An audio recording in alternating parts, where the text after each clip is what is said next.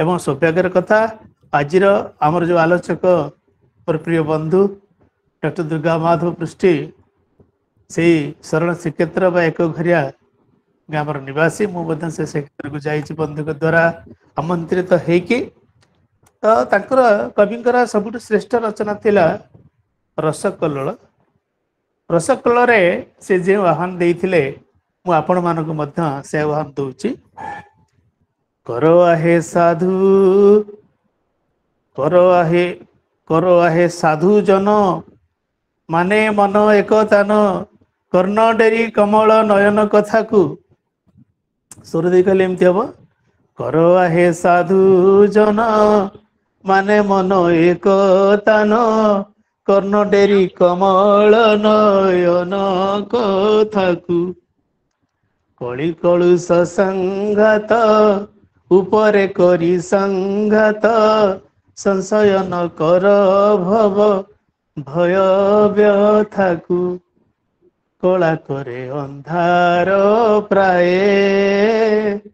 कृष्ण कथा श्रवण रे दूरित खाए ए कृष्ण कथा को आग को बढ़ेबे मोर प्रिय बंधु डॉक्टर दुर्गा माधव पृष्टि महोदय जे कि जड़े विशिष्ट पाला गायक अनेक ग्रंथर स्रष्टा से जड़े विशिष्ट प्राबंधिक कवि औपन्यासिक जड़े बहुविध बहु प्रतिभार अधिकारी आम कहीपर डॉक्टर पृष्टि जगन्नाथ संस्कृतिर प्रचारक जगन्नाथ संस्कृति केमती प्रसारित हम लोकप्रिय हम से निरवच्छिन्न उद्यम कर जीवन सारा से गोटे पत्रिका कल्लोल नाम से प्रकाश करते शरण श्रीक्षेत्र जो आज आम जगन्नाथ मंदिर अस्तित्व देखा पाचे तारी स्थापना गुरुत्वपूर्ण भूमिका रही तेज गुण कीर्तन करने तो बहुत कथा रही कहले घंटाए कही मो बंधु संपर्क में आम प्रसंग पाखक आम जा जगन्नाथ कृष्ण कृष्ण एवं जगन्नाथ एक अभिन्न कवि दुर्गा माधव पृष्टि आलोचक दुर्गा माधव पृष्टि से संपर्क में विस्तृत आलोचना करेंगे जे दीनकृष्ण रचना केमती जगन्नाथ स्थिति रही अस्तित्व रही व्याप्ति रही ख्याति रही गुण कीर्तन कर कवि दीनकृष्ण केमिति से अर्थत्राण चौथिसा हो कि अन्य कृति मध्यम हो से संपर्क में विशद आलोचना करने मोर बंधु को मु आमंत्रण करुचे आसतु आम दुर्गा माधव पृष्टि आलोचना शुणापी जा वेलकम बंधु दुर्गा माधव पृष्टि आप आग को आगे नुत आप आज ये शुभावसर आभासी कार्यक्रम योगदान कर शुणुवा समस्त श्रोता एवं समस्त सदस्य मान मोर अंतर गभीरतम दृष्टि ज्ञापन जय जगन्नाथ आलोचनार परिसर श्री जगन्नाथ और कवि दीनकृष्ण सभापति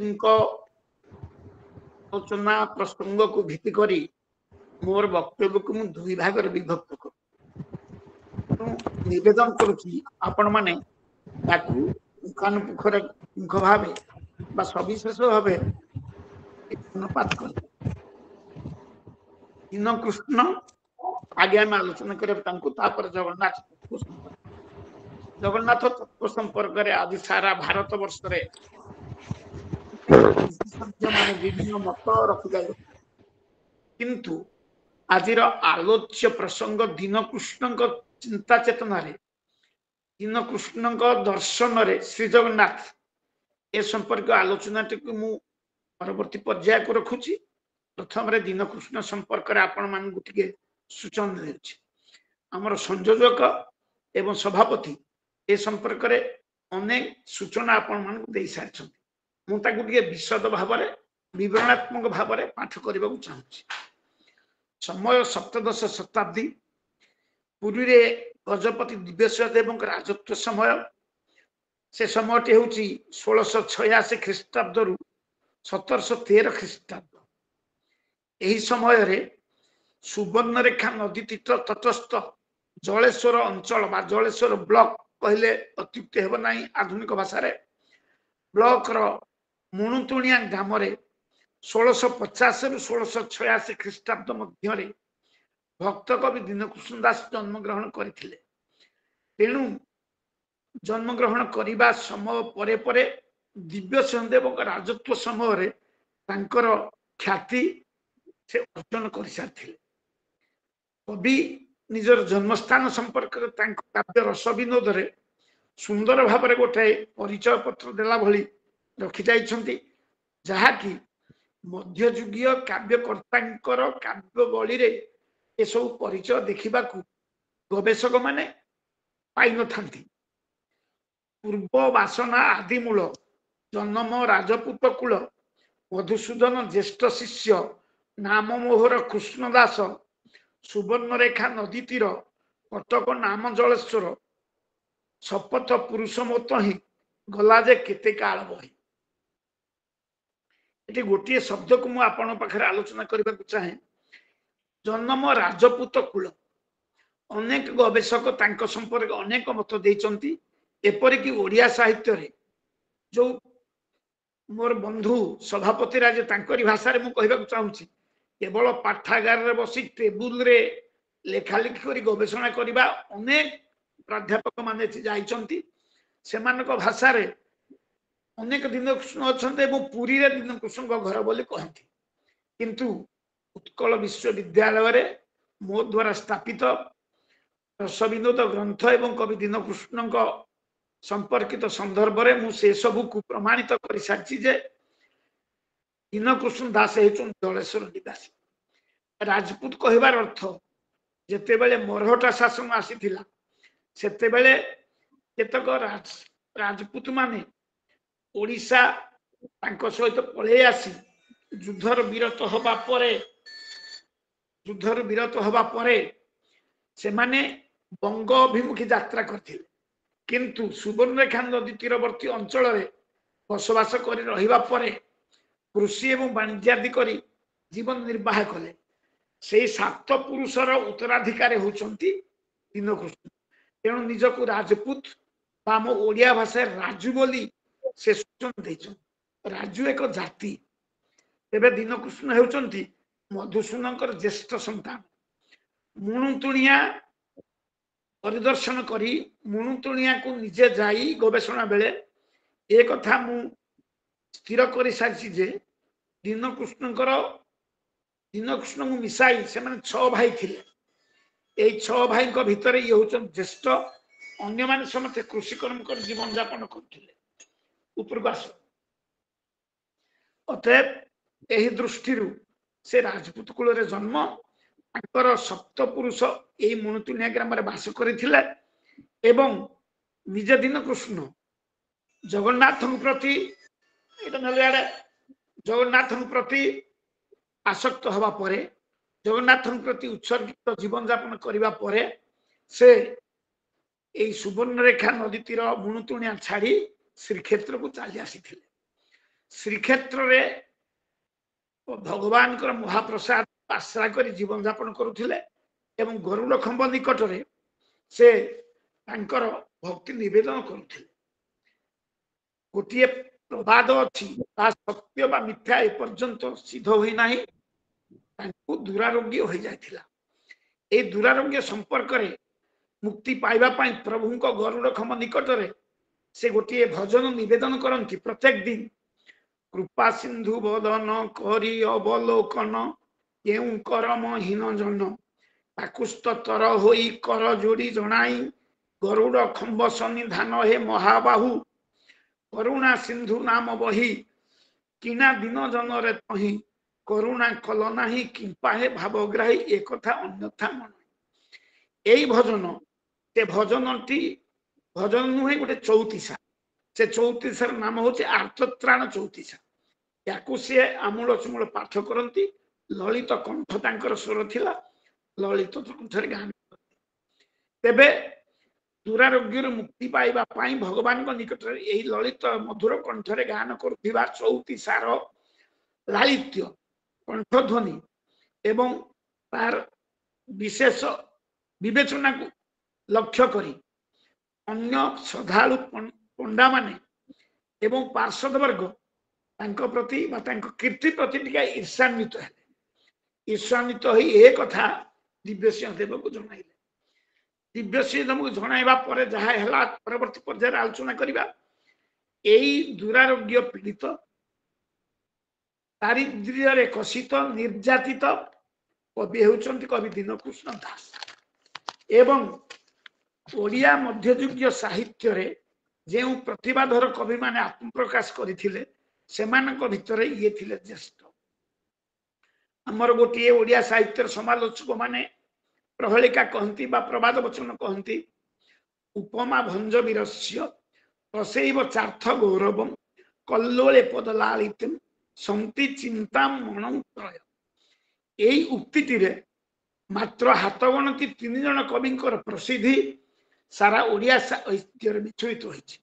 से 3 जन किए ना उपमा अलंकार रचयिता शब्दार्थ गौरव रचयिता कवि सम्राट उपेन्द्र भंज एवं ललित पदावली रचयिता कवि दीनकृष्ण एवं ए 3टी जाक काव्यिक अलंकार गुण प्रकाशकारी अभिमन्यु सामंत सिंहार।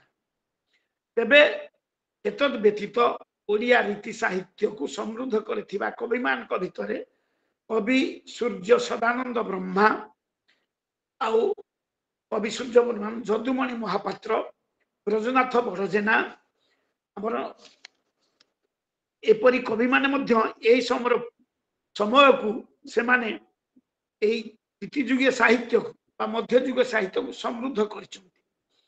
तेबे हमर गौरवर कथा मु आपण मान गुटी मने पके दागु चाहे हम ढेंकानाल गौरव संपर्क। ढेंकानाल रे साहित्य जगत को उज्जवल एवं दीप्तिमय करिथिबा श्रेष्ठ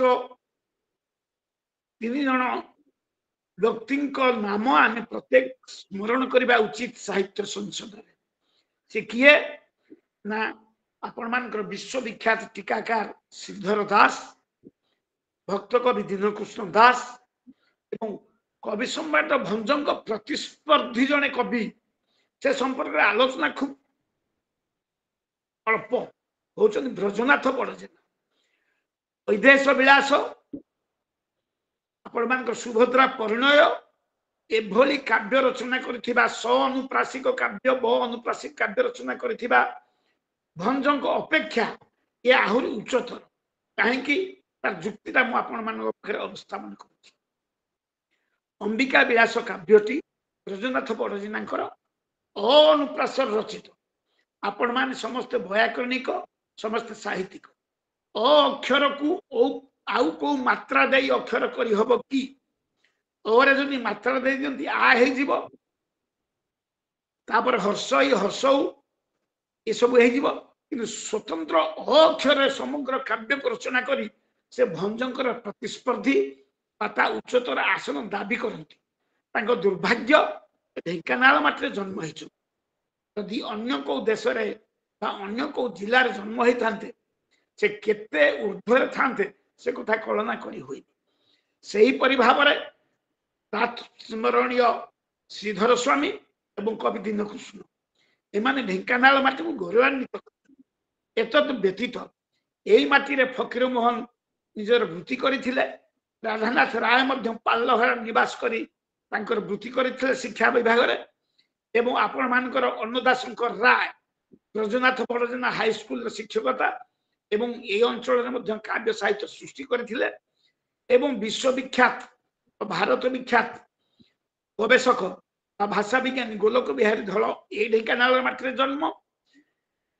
तेणु ढेंकानाल माटी साहित्य सृष्टि दृष्टि कौन सी गुण रे उणा नुहे यह आमे माने स्वीकार करबा उचित यार प्रचार प्रसार करबा उचित। तेबे आजिर आलोच्य प्रसंग हेउची केवल आमर दीनकृष्ण दास। तेबे ईर्षान्वित पंडा माने ईर्षान्वित पंडित माने दीनकृष्णकर ख्याति को सही पारि नथिले एवं एंकर वासस्थान जलेश्वर उपनिवेश रे अछंती पुरी रे ए कथा जानी एंकु पुरी रु विताड़ित करबा पई प्रचेष्टा चले ए दृष्टि से दिव्य सिंह देव पाखरे दीनकृष्ण नाम खर्च निच कही दंड देवार व्यवस्था कराई। एक कथा दिव्य सिंह देव श्रवण करी डगर पठे दीनकृष्ण को निकट डकाई आनिले एवं पचारे उत्तर कहले दीनकृष्ण तुम्हें ललित कंठर संगीत गान करुछ बोली मु सुनिबा को पाइली के गान कर तो आमे सुनिबा। सभार मध्य कथार से होइले सुन कृष्ण दासे बोलुछ कि गीत मान सुनिबा कर हे गायन। कवि दीनकृष्ण होउचंती श्री जगन्नाथ प्राण तेणु जगन्नाथ स्मरण कर दिव्य सिंह देह सम्मुखरे ललित कंठरे गीत गान करी सेतेबेले रसकल्लोल रचित सरी आमर संयोजक टिके आपन भ्रमात्मक सूचना देइचंदी रसकल्लोल रचना सरी तेणु गान संगीत गान कर ललित कंठरे ताको बुझेई राजा को आनंदित करथिले। राजा एथिरे विहोलित होई तांकु बहु अलंकार एवं अन्न वस्त्र प्रदान कले एवं कहिले सुन हे कवि दीनकृष्ण होइना थिब दिव्य वेश सुंदर मधुर कठिन गीत करिन नामे भन। एक कथा सत्य तार प्रामाणिक ग्रंथ होछि नाढ़ेता भक्ति। ता सभापति कहउथिले हेई पारे बोली नुहे ता सत्य। राजा कहले तुमे त कवि मो राज्यर अन्न जल जीवन यापन करुछ तेणु तुमर कविता गुडी को मो नारे भणति कर। ए कथा सुनी दीनकृष्ण भक्त वत्सल भक्ति हृदय भावांतर सृष्टि है कारण तांकर इष्ट होउचंदी जगन्नाथ। जगन्नाथ व्यतीत से अन्य कहारी को केबे स्तुति करि पार नाहंती केबे तांको नारे गीत भणति करि पार नाहंती। तेणु नातर विनय कंठरे कहले केवल कोइले सुनंद रूपनाथ केवल देव जगन्नाथ ए पिंड बिकी अछि तारे गीत मु न बोले आनरे। दिव्य सिंह देव भली राजा सम्मुखरे निर्भीक भावरे निच्छक भावरे सीधा सीधा शुणई देले जे मु जगन्नाथ व्यतीत अन्य काहारी नाम गीत भणति करि पारिबि नाही। तेणु ए कथा शुणी आपण मन दुख हो कि सुख हो जहाँ आज्ञा दबा कथा दियो। ए कथा सीधा उत्तर पाइबा क्षणी दिव्य सिंह आहरी क्रोधित होई तांको आदेश देवे शुण दीनकृष्ण तुम जहाँ कहूच ताहा मु शुणिली किंतु काहा उत्तर दउछ तुम मोर गोटे कथा शुण। मोर राज्य देवी अधिकार देख मु जगत ईश्वर मो नामे भणिले अवश्य अनेक देवी ग्राम देश नहिले मरिबु अवश्य थार तू जीवन रास के आसी रखिबटी तोते एहा तू कहूअछु मते। एभली रोकठोक एवं निष्ठुर निर्देश दिव्य सिंह देव देले। आपण को मु एठी जने गवेषक दृष्टि कही रखे श्रीक्षेत्र इतिहास भितर मादाला पांजिरे गजपति मानकर एई कलंकित अध्याय गुडी को लुकायित करा जायछि लोकलोचन अणा जाई नाही काले तांको गजपति पदरे एथिरे कालिमा लागि। तेणु परवर्ती पर्याय रे एहाकु जने ऐतिहासिक इतिहासर गवेषक चक्रधर महापात्र ओडिशा इतिहासर अज्ञात अध्याय एवं कवि जीवन रचयिता दाढ़ी हत्या भक्तिर कवि रामदास या सूचना देइछन्ति। जगन्नाथ सेवक प्रथम सेवक बोली आमे माने समस्त डिंडिम पिटंती किए ना गजपति देव किंतु सेभली राजा जने कवि को एभली निष्ठुर आदेश देई देख मु जगत ईश्वर पढ़िबा आपण देखैथिले। एबे आपण माने भागवत जानती गर्भ गंजन नरहरि गर्भ न रखंती कहारी तारी परिणाम मध्य परिवर्तित पर्याय रहिछि। देख मु जगत ईश्वर ए कथा कहिबार गारिमा दिव्य सिंह देव मुखर बाहरिबा परे राजा दीनकृष्ण को प्रलोभन देखाइबा परे एवं दंडादेश देबा परे पुनश्च दासे कहिले आसे बोइले ताहा सुनी सुन हे नृपचूड़ामणि तुम्भकु नाही मोर डर मो प्रभु बले बलिया। राजा जेमिति उत्तर देले उत्तर को सम तुल उत्तर मध्य दीनकृष्ण देइछन्ति। आपण माने एथि विचार करन केडा निर्भीक कवि केडा छाती टाण कवि। राजा जते बेले कहले नहिले मरिबी अवश्य देख मु जगत ईश्वर ये कहले तुम्भकु नाही मोर डर मो प्रभु बले बलियार जगत सृष्टि आन हेले गीत मु आनरे न बोले सीधा शुणिदेले एतिकिरे दीनकृष्ण को दिव्य सहदेव बंदी कले लुहा सांकुल गोड़ हाथ बांधी देले एवं खोर्धार राजधानी से खोर्धा राजधानी कारागार रे आपण माने आश्चर्य के निष्ठुर शासक एवं कि निष्ठुर व्यवस्था से 4 फुट ओसार गोटे 6 फुट गर्त खोलिले गभीर गर्त खोलिले से गात भितर लुहा शिकली बंधा दीनकृष्ण को पुरई देले ता ऊपर पट्टा पकई मांकेड़ा पथर लदी दे उपवास रखिले से गात भितर निजर जीवन को तुच्छ करी दीनकृष्ण केवल जगन्नाथ को डाकुता प्रभु को स्मरण करता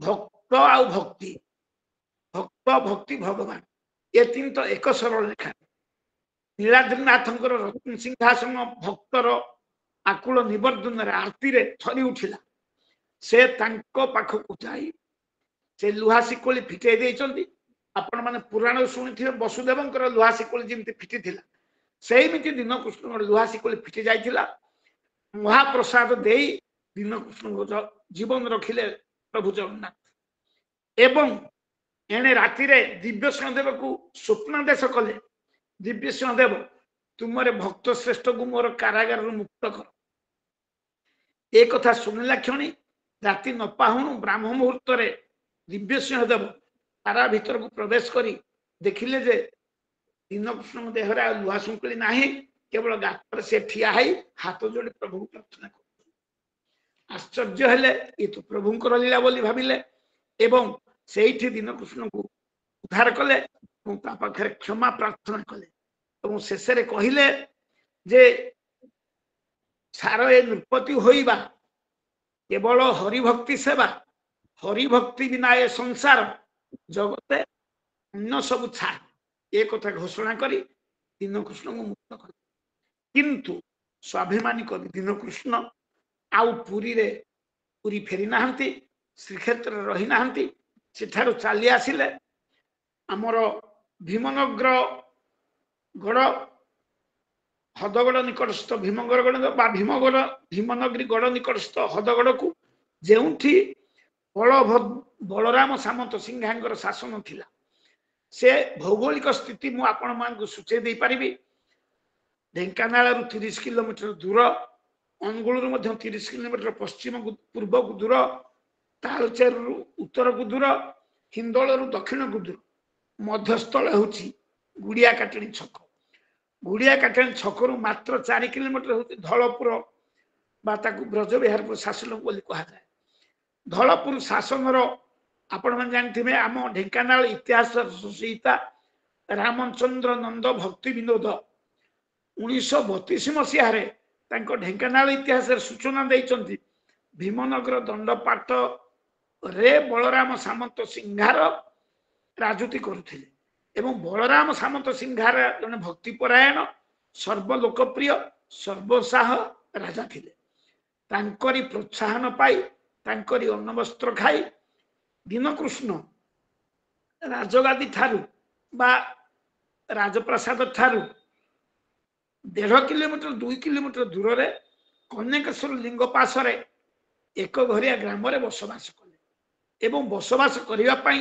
अन्य किछि उपाय न पाई गोटिए आपण मान रसाल वृक्ष रे गोटे कोटर थिला सेई कोटर भीतर से वास करुथिले तेनु तांकर एई जो निष्ठा भक्ति देखी बलराम सामंत सिंहार तांको पई खाद्य पानीर व्यवस्था कले एवं रसविनोद ग्रंथटी को एठी लिखिले जे रसविनोद ग्रंथ रे जगन्नाथ तत्वर जोग एवं लीला तथा जग श्रीक्षेत्र महात्म्य गुड़िक वर्णना कर बंधु तो कहूले कर आए साधुजन माने मन एकता न कर्दन दे कमल नयन कथा ए कथा रसकल्लोल कह तेणु रसकल्लोल कमल नयन बोली जहाँ कहुई किंतु समग्र काव्यटी राधा कृष्ण चरित उपर आधारित जो श्लोकटी पढ़ुले शंकराचार्य रसानंद राधा रस राधांकर कृष्णंकर रास रस संपर्क ये रसकल्लोल रचित। तेरे परवर्ती पर्याय रसविंदर से तत्व गुड़िक अनुरणित से संपर्क में द्वितीय भाग आलोचना करी। निजर स्थिति निजर विषय बासना निजर समस्त जंजाल को तुटई भीमनगरी दंडपाठ निकट रही दीन कृष्ण रसविनोद ग्रंथर स्पष्ट कर लिखिदेले ए ग्रंथ जोड़बार बेले घर ब्राह्मणी नदी कूले कनकेश्वर लिंग पास एक घरिया नाम देश तही मोहर निज स्थिति करुणा कले लक्ष्मीपति कृपासागर आज्ञा देले श्रीपद्म मुखे आज्ञा देले कृपासागर कृपा कले तेणु जोड़िली यही पद विषया विषय को एगद अर्थात विषय जन मानू मुक्त करने वैष्णव सुलभ तत्व श्री जगन्नाथंकर लीला श्री जगन्नाथंकर महात्म्य श्री जगन्नाथ तत्व को रसविनोद ग्रंथ से ग्रथित कले।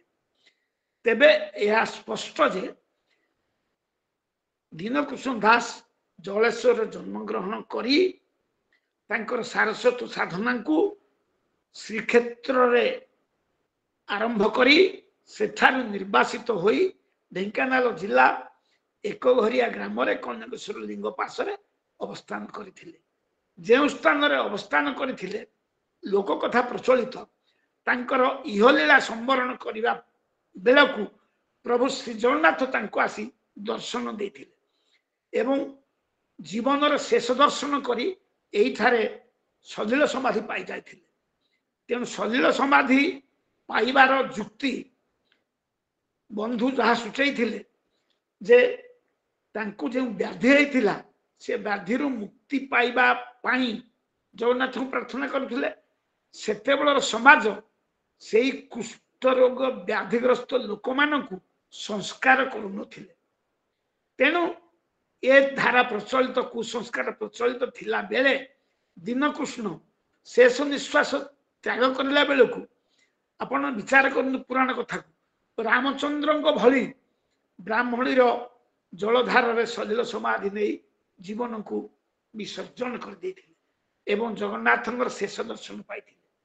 तेणु एक घरिया ग्राम को आज जुगरे ग्रामवासी वृंद शरण श्रीक्षेत्र नाम नामित करी एठारे एक भव्य विराट काय मंदिर निर्माण करिबार लागिछन्ति। मंदिर काम शेष पर्याय पहुंची जाइछि। केवल मंदिर भितर ठाकुरंकर प्रवेश काम बाकी रही।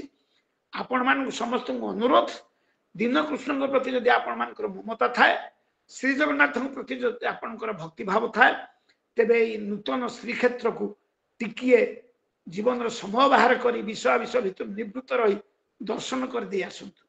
आपण माने अविकल देखिबे ये द्वितीय श्रीक्षेत्र रे परिणत हो जाइछि। तेबे एडे गर्व कथा कहबा कथा न से ग्रामर ग्रामवासी हेई बा से ग्रामर संतान हेई जदि प्रभु विराजमान करंती एथे जे लीला हेबो ता दीनकृष्ण को संभव बोली आम स्वीकार करिबा। एई होछि भक्त कवि दीनकृष्ण जीवनी। तेबे तांको काव्य गुड़िक आपण माने सुनी आनंद हेबे। भंजंग भली मध्य अजस्र श्राविक काव्य से रचना करिसंती। आपण मान आगे से गुड़िक मु आलोचना कला बेले आपण मान निश्चय आखि खुशी हेबे।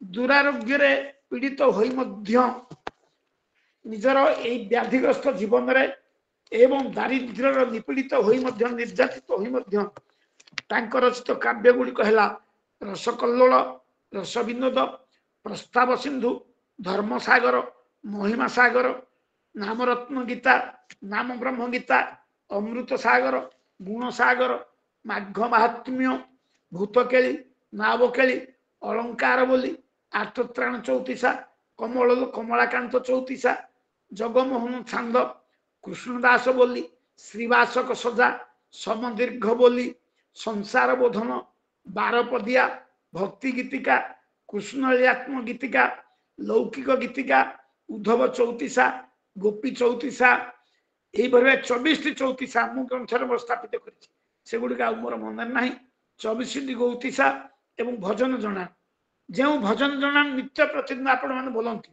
सत्यवादी गोविंद राधा मोहन जय जय जगन्नाथ नीलगिरीपति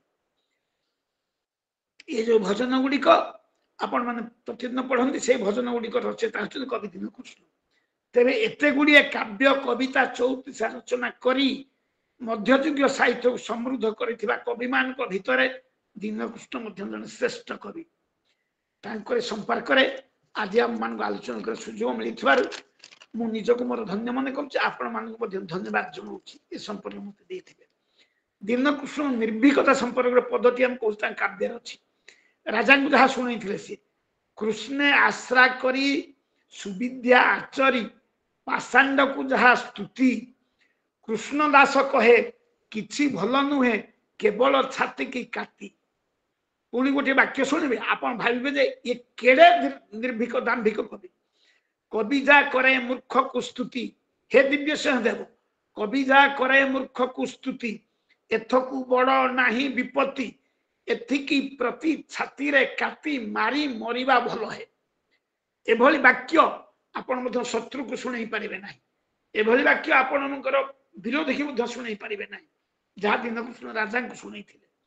सुतरां एभली निर्भीक एवं कवित्व दृष्टि से कहउचंती कृपा सागर कृपा कले श्रीमुखे मते आज्ञा देले निर्मल कवित्व रचना करी तो शिव जनमन कौन प्रास निर्मल कवित्व रचना निर्मल कवित्व शुद्ध कवित्व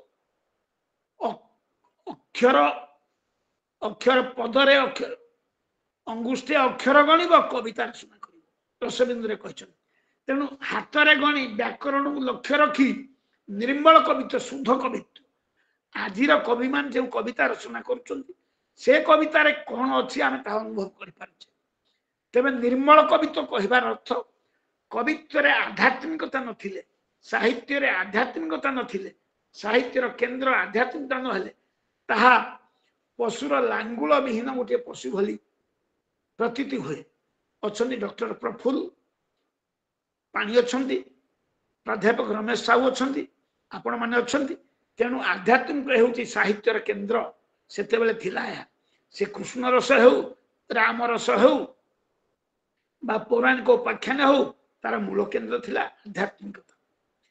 ए दृष्टि दीनकृष्ण को आम स्मरणीय कवि भाव ग्रहण करता। पाखरे मोर ज्ञान गारिमा दृष्टि जहा दीनकृष्ण जगन्नाथ तत्व संपर्क तथ्य अच्छी शुणा चेष्टा करे। प्रथम कथा रसकल्लोल काव्य जगन्नाथ संपर्क आलोचना करने जाई श्रीक्षेत्र महात्मा आलोचना करने जाई प्रथम पदटी लेखती जे कमलमुखी कमला प्राणनायक कला पर्वत नीला कले अनेक कले चिंता हेबा कंस अंतक करिबा उश्वास मोही भारा जेतक कौतुके बोलाइबा नंद बालक एवं कौतुके बोलाइबा नंद कपटरे बोलाइबा नंद बालक कौतुके होइबा जे पशुपालक। आपण विचार करंतु कमलमुखी कमला लक्ष्मी लक्ष्मीकर प्राणनायक श्रीक्षेत्र बिहारी जगन्नाथ से चिंता करुचंती करिबा उश्वास मोही भारा जेतक एवं कौतुके बोलाइबा नंद कपटरे बोलाइबा नंद बालक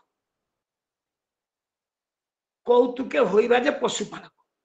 से निजे कहउचंती पशु गाई चरई नंदंकर पुओ है पृथ्वीर भारा हरण करिबा।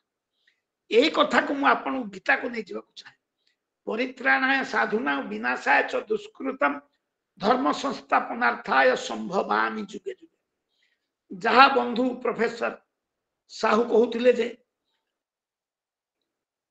इति साहित्य पूर्व पंचअक्षर साहित्य एवं ता पूर्व साहित्य जगन्नाथ तत्व आलोचित दिवाकर दास कहते जे जगन्नाथ दे 16 कला तहु कला नंद कला कला को 16 कला करी गोपे विहरे नर हरि। आपण ए तत्व को दीनकृष्ण रसकल्लोल तत्व को एकाठी करंतु जीए 16 कलार गोटे कला आनी पुणी पूर्ण कलार लीला करिसंती से जगन्नाथ कौ कपटरे नंदंकर पुओ है गोपरे गोपालक होती ए कथा से सूचई।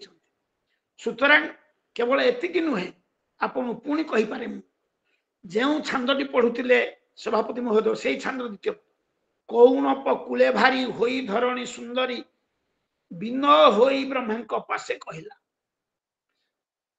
ବିନୟ ହୋଇ ବ୍ରହ୍ମାଙ୍କ ପାଶେ କହିଲା କଂସ ପ୍ରତାପରୁ ଦେହ ହୋଇଲା ଅତି ଦୁଃସହ କି କରିବୁ ବୋଲି ଏବେ ବୋଲ ବୋଇଲା କୁଶକେତୁ ଶୁଣି ଏ କଥା କହିଲେ ଜଗନ୍ନାଥଙ୍କୁ ଅବନି ବ୍ୟଥା କଂସର ଦୌରାତ୍ମ୍ୟରେ ପୃଥିବୀ ରାଣୀ ଅସହ୍ୟ ହୋଇଥିବାରୁ ସେ ଯାଇ ବ୍ରହ୍ମାଙ୍କ ପାଖରେ ନିବେଦନ କଲେ ବ୍ରହ୍ମା କହିଲେ ମୋର ଏଥିରେ କର୍ତ୍ତୃତ୍ୱ କିଛି ନାହିଁ ଯିଏ କର୍ତ୍ତା ସର୍ବକର୍ମୟ କର୍ତ୍ତା ଯିଏ କରି କରାଉଛି ଆସ ତାଙ୍କ ନିକଟକୁ ଯିବା ତେଣୁ ବ୍ରହ୍ମା ବାମଦେବ ଇନ୍ଦ୍ର ସମସ୍ତ ଦେବତା ମାନଙ୍କୁ ଧରି ପୃଥିବୀ ରାଣୀ କି ଧରି ଜଗନ୍ନାଥଙ୍କ ପାଖରେ ଉପସ୍ଥିତ ହେଲେ ପୃଥିବୀର ଦୁଃଖ ସବୁ ଜଣେଇଲା ପରେ ଉତ୍ତର ଦେଲେ ଜଗନ୍ନାଥ କିଛି ନ ବିଚାର ତୁମେ କହୁ ନ ବିଚାର ତୁମେ ଗୋପପୁରେ ଯାଇ ହେବେ ଜାତ ହେବୁ କଂସ ପ୍ରାଣ ଘେନିବା ପାଇଁ କର ଏବେ ତୁମ୍ଭେ ଗମନ କରିବାକୁ ଗୋପ କେଳି ଆମ୍ଭର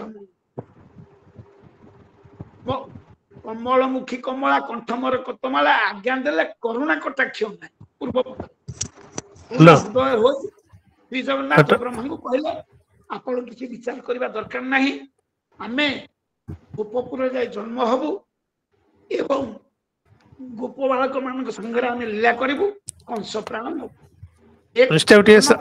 କମାନ୍ତୁ ହ୍ୟାଲୋ ଆଉ 2-4 ମିନିଟ ସାରି ହ୍ୟାଲୋ 2-4 ଭିତରେ ସାରି ଦିଅ ଠିକ ଅଛି ଆଉ 5 ମିନିଟ ସମୟ ଏଇ ଦୃଷ୍ଟିରୁ ସେଇ ଜଗନ୍ନାଥ ହଉଛନ୍ତି ଅବତାରୀ ଏବଂ କୃଷ୍ଣ ହଉଛନ୍ତି ଅବତାରୀ ରାମ ମଧ୍ୟ ଅବତାରୀ ଆପଣ ମାନେ ବିଚାର କରନ୍ତୁ ସେଇ ଜଗନ୍ନାଥ ହିଁ ରାମ ହେଇଛନ୍ତି କାରଣ ଯୋଉ କୃଷ୍ଣ ଏଠି ଅବତାର ନେଲେ ତାପରେ ରାମ କହିଛନ୍ତି ବୈଦେଶିକ ବିଳାସରେ ଭଞ୍ଜ ପ୍ରମାଣ କରିଛନ୍ତି ଯେ ସିଏ 16,000 ମୁନି ଋଷି ମାନଙ୍କୁ କଥା ଦେଇଥିଲେ ଯେ ବିହରୁ ବିହର ଦଣ୍ଡ କାରଣ୍ୟ ବୃନ୍ଦ ବୃନ୍ଦ ବସି ଦେଖି ସ୍ୱପୁଣ୍ୟ ବିଧାତା ଆମକୁ କରନ୍ତା ନାରୀ ବର ହୁଅନ୍ତେ କୋଦଣ୍ଡ ଧାରୀ ଏ ବ୍ରହ୍ମ ପଦବୀ ବହି ହେବ କିସ କିପରି ବହିବା କାମିନୀ ବେଶ ଏଇ ବେପଥୁ ତାଙ୍କ ହୃଦୟରେ ସୃଷ୍ଟି ହବା ଦୃଷ୍ଟିରୁ ରାମ ତାଙ୍କୁ ବୁଝେଇଥିଲେ ବଲ୍ଲଭୀ ହୋଇବ ତୁମ୍ଭେ ଦ୍ୱାପରେ ବଲ୍ଲଭୀ ଏ ଦେହେ ଏକା ମଇଥିଲି ବଲ୍ଲଭୀ ତୁମେ ହୋଇବ ତୁମ ସେଥିରେ ହେବ ଗୋପ କେଳି ବହିବୁ ଗୋପୀନାଥ ନାମକୁ ରାମ କହିଥିଲେ ମୁଁ ଗୋପୀନାଥ ହେବି ଆପଣ ବିଚାର କରନ୍ତୁ ଜଗନ୍ନାଥ ହିଁ ରାମ ହିଁ ଜଗନ୍ନାଥ ଏବଂ ସେଇ ରାମ ହିଁ କୃଷ୍ଣ ତେଣୁ ଲୀଳାବତାର ବା ଅବତାର ଭୂତ ନିରାକାର ବ୍ରହ୍ମ ସେ ରାମର କୃଷ୍ଣ ନରସିଂହ ଆପଣ ଯେତେ ଅବତାର ବୁଦ୍ଧ ଅବତାର ଯାହା ଅବତାର କୁହନ୍ତୁ ବାମନ ଅବତାର ହଳଧର ଅବତାର ଯାହାକୁ ଗୀତ ଗୋବିନ୍ଦ ସ୍ୱୀକୃତି ଦିଆଯାଇଛି ସବୁ ଅବତାର ଗ୍ରହଣ କରିଛନ୍ତି ତେଣୁ ଅବତାର ଗ୍ରହଣ କରିଥିବା ସେଇ ପରମ ବ୍ରହ୍ମ କୃଷ୍ଣ ଜଗନ୍ନାଥଙ୍କୁ କବି ରସବିନୋଦରେ କହିଛନ୍ତି ଏକା ହିଁ ନୀଳାଦ୍ରିରେ ସ୍ଥିତି ସକଳ ଏଠୁ ଉତ୍ତପତି ଲୀଳା ସରିବା ସଙ୍ଗେ ପୁଣି ହୃଦୟରେ ମିଶି ଯାଆନ୍ତି ଜାଣି ତେଣୁ ନୀଳାଦ୍ରିପତି ହଉଛି ନିରାକାର ବ୍ରହ୍ମ ଏବଂ ତାଙ୍କ ବାମ ଅଙ୍ଗରେ ରାଧା ନିହାତି ରହିଛନ୍ତି ବୋଲି କହିଛନ୍ତି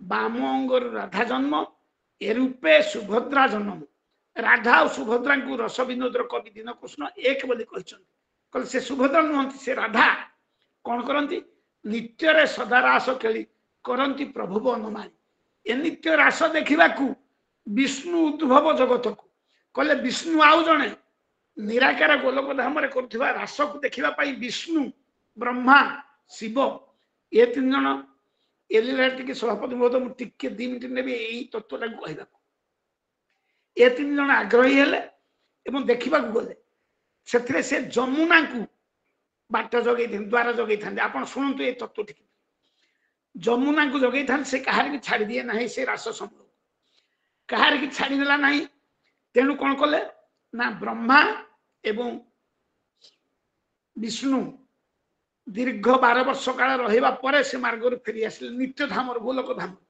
ଶିବ ଏକାକୀ ରହିଲେ ସେ ତ ଯୋଗୀ ପୁରୁଷ ଯୋଗରେ ରହିଗଲେ ଶିବ ଯେତେବେଳେ ନଗଲେ ଯମୁନା ପଚାରିଲା ଯମୁନା ଜଣେ ତାଙ୍କର ଅଷ୍ଟାଦଶ ପାଠ ବହି ପାଠ ଅଷ୍ଟାଦଶ ସଖୀ ମାନଙ୍କ ଭିତରେ ଜଣଙ୍କ ନାଁ ଯମୁନା, ଯାହାକୁ ଦୀନ କୃଷ୍ଣ ଦାସ କହିଛନ୍ତି ତାଙ୍କର ସବିତ୍ରରେ। ଏବଂ ସେ ପରବର୍ତ୍ତୀ ପରେ ତୁଳସୀ ହେଇ ଜନ୍ମ ହେଇଛନ୍ତି। ଶିବଙ୍କୁ ପଚାରିଲେ ସମସ୍ତେ ତ ଫେରିଲେଣି, ତମେ କାହିଁକି ବାବାଜୀ ବସିଛ? ନା ମୁଁ ପ୍ରଭୁଙ୍କୁ ଦେଖିକିରି ଯିବି। ନା ତମେ ଦେଖିବା ପାଇଁ ବାଟ ପାଇବନି, ମା ମୁଁ ତୁମକୁ ମା ନେହୁରା ହଉଛି, ତୁମ ପାଦ ତଳେ ପଡୁଛି, ମତେ ପ୍ରଭୁଙ୍କୁ ଦେଖେଇ ଦିଅ। ଶିବଙ୍କର ଏଭଳି ଅନୁରୋଧ ଶୁଣି ଯମୁନା କହିଲା ଗୋଟିଏ କାମ କଲେ ଦେଖିପାରିବ, ତମେ ଯଦି ନାରୀ ବେଶ ହେଇପାରିବ ତାହେଲେ ସେ ଭିତରକୁ ଯାଇପାରିବ, ଗୋପୀ ବେଶ ହେଇପାରିବ ଯଦି, ଆଉ ନାଚ କରି ଜାଣିଛ ଯଦି, ନିତ୍ୟ ଧାମରେ ନିତ୍ୟ ଲୀଳା ହଉଛି, ନିତ୍ୟ ନୃତ୍ୟ ହଉଛି, ତମେ ଯଦି ନାଚ କରି ଜାଣିଛ ଆଉ ଗୋପୀ ବେଶ ଧାରଣ କରିପାରିବ, ତମେ ତେବେ ଯାଇ ତାଙ୍କୁ ଦେଖିପାରିବ। ଶିବ ସେଥିରେ ହଁ ମାରିଦେଲେ। କିନ୍ତୁ ନଟବର ଶିବ ହଁ ମାରିଦେଲେ, ନାରୀ ବେଶଟିଏ ହେଲେ। ଯମୁନା ତାଙ୍କୁ ନେଇ ନିତ୍ୟ ଧାମରେ ଛାଡ଼ିଦେଲେ। ନିତ୍ୟ ଧାମରେ ପ୍ରଭୁଙ୍କ ଲୀଳା ଦେଖି ଇଏ ବି ନାଚିବାକୁ ଲାଗିଲେ। କିନ୍ତୁ ନାଚୁ ନାଚୁ ନାଚୁ ନାଚୁ କିଛି ସମୟ ପରେ ୟାଙ୍କ ଅଙ୍ଗରୁ, ଇଏ ତ ଲଙ୍ଗଳା ଆସିବ ଆଜ୍ଞା, ୟାଙ୍କ ଅଙ୍ଗରୁ ସେ ନାରୀ ବସ୍ତ୍ର ଖସି ପଡିଲା। ୟାଙ୍କୁ ଦେଖି କୃଷ୍ଣ ନଟବର କୃଷ୍ଣ ଆଶ୍ଚର୍ଯ୍ୟ ହେଲେ, ଆପଣ କେମିତି ଆସିଲେ? ନା ଏଇ ବାଟ କରି ଆସିଲେ। ତେବେ ଠିକ ଅଛି, ଶିବ ଏବଂ କୃଷ୍ଣ ଯିଏ ଭଗବାନ ନିରାକାର ଏକତ୍ୱ ହେଇଗଲେ, କିନ୍ତୁ ନିରାକାର ବ୍ରହ୍ମ କାର୍ଯ୍ୟରେ ତ୍ରୁଟି କରିଥିବାରୁ ଯମୁନାକୁ ଅଭିଶାପ ଦେଲେ। ଯମୁନା, ତୁମେ ଆଉ ନିତ୍ୟ ଧାମରେ ରହିପାରିବ ନାହିଁ, ତୁମେ ମର୍ତ୍ତ୍ୟପୁରରେ ଯାଇ ତୁଳସୀ ଗଛ ହେଇ ଜନ୍ମ ହବ। ତେଣୁ ଏ ଦୃଷ୍ଟିରୁ ରସବିନ୍ଦୁରେ ଏଇ ଯୋଉ ତତ୍ଵ ଗୁଡିକ ଅଛି, ଏ ଯୋଗ ତତ୍ଵ ଗୁଡିକ ଅଛି, ପିଣ୍ଡ ତତ୍ଵ ଗୁଡିକ ଅଛି, ଏଗୁଡିକ ଅନାଲୋଚିତ। ତେଣୁ ଯମୁନା ଆସି ଆପଣଙ୍କର ମର୍ତ୍ତ୍ୟପୁରରେ ଚଉରା ତୁଳସୀ ଧାମରେ। ପୁଣି ଯମୁନା ନିବେଦନ କଲା, ପ୍ରଭୁ ମୁଁ ଆପଣଙ୍କ ସାନ୍ନିଧ୍ୟ କେମିତି ପାଇବି? ନା ଯେଉଁ ବ୍ୟକ୍ତି ଚଉରା ମୂଳରେ ଶାଳଗ୍ରାମ ରଖି ତୁମକୁ ମତେ ପୂଜା କରିବ, ସେତିକି ବେଳେ ତୁମ ଉପରେ ତେଣୁ ଜଗନ୍ନାଥଙ୍କ ତତ୍ଵକୁ ବଖାଣିବା ବା ଆଲୋଚନା ମାଧ୍ୟମରେ ଆଲୋଚନା କରିବା ଆମର ଏଇ ଆଭାସ୍ତିର ସମୟ ଯଥେଷ୍ଟ ନୁହେଁ, ବା ଗୋଟିଏ ସାହିତ୍ୟ ସଭା ଯଥେଷ୍ଟ ନୁହେଁ। ଦୀର୍ଘ ସମୟ ଦୀର୍ଘ ଦିନ ଧରି ଆଲୋଚନା କଲେ ବି ଏ ତତ୍ଵ ସରିବ ନାହିଁ। ସଭାପତିଙ୍କ ନିର୍ଦ୍ଦେଶକୁ ମାନ୍ୟତା ଦେଇ ମୁଁ ଏଠି ଆପଣଙ୍କ ଆଗରେ ମୋର ବକ୍ତବ୍ୟକୁ ବିଶ୍ରାମ ଦଉଛି। ଆପଣ ମାନଙ୍କୁ ଧନ୍ୟବାଦ। ଜୟ ଜଗନ୍ନାଥ।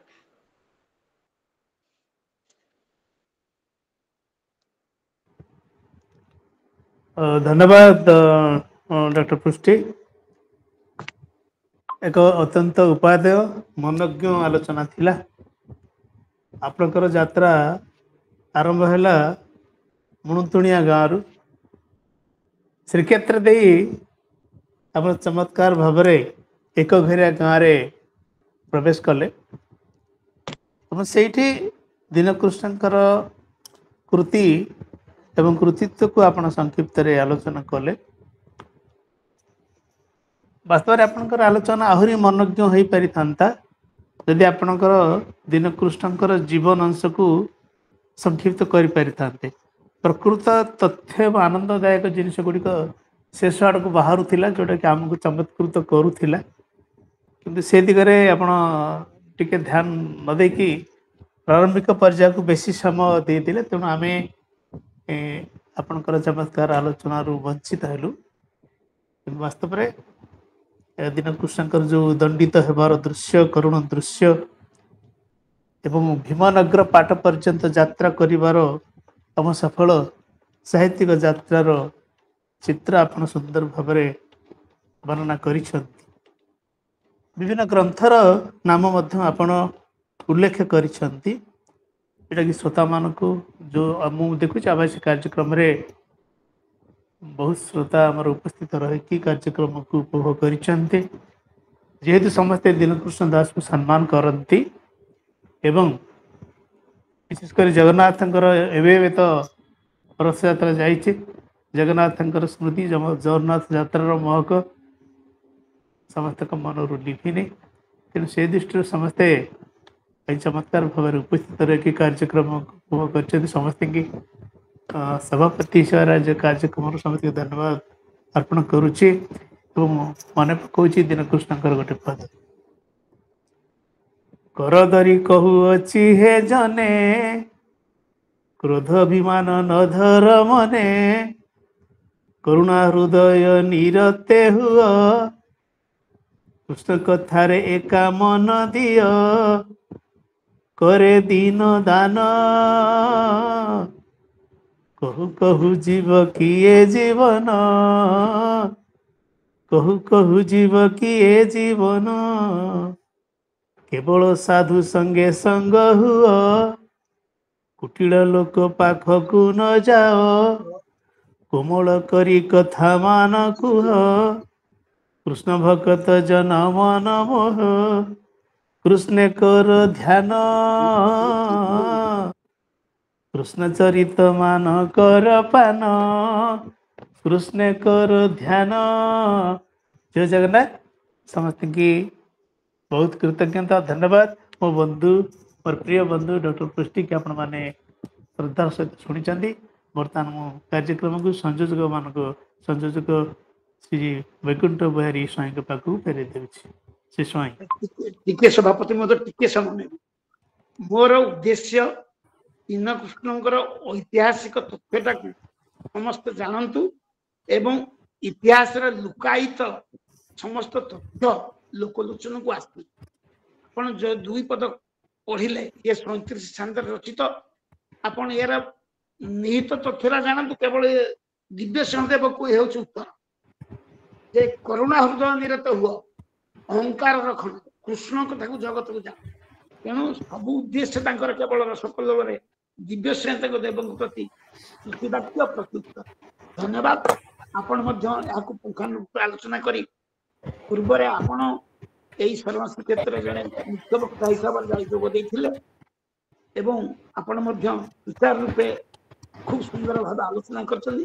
ମୁଁ ଜଣେ ଗବେଷକ ହିସାବରେ ଦୀନକୃଷ୍ଣଙ୍କର ଆପଣଙ୍କୁ ମଧ୍ୟ କୋଟି ଧନ୍ୟବାଦ।